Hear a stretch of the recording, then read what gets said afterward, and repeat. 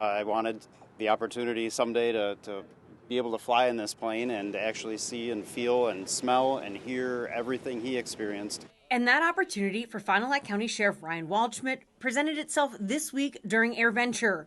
Waldschmidt's grandfather, Corporal Thomas Ford, a U.S. Marine Corps veteran, served during World War II, flying as a backseat gunner in an SBD Dive Bomber.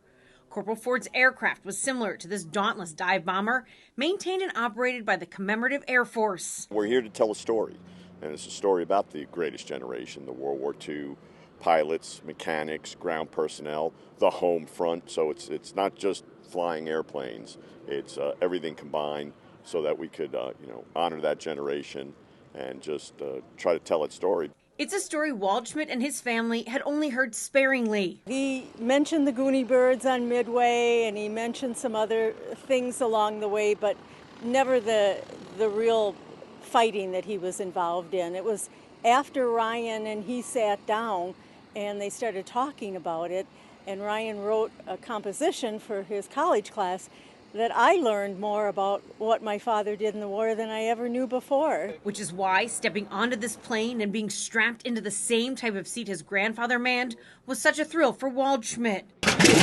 The Dauntless taking off over Fond du Lac, flying maneuvers similar to what Waldschmidt's grandfather would have experienced during his many battles against the Japanese during World War II.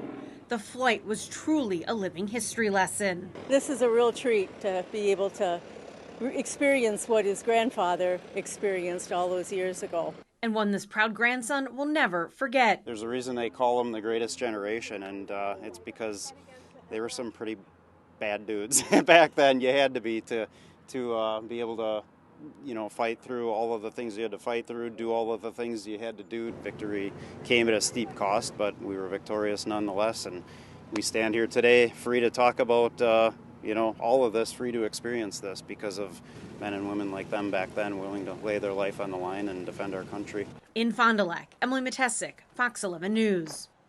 All right. Well.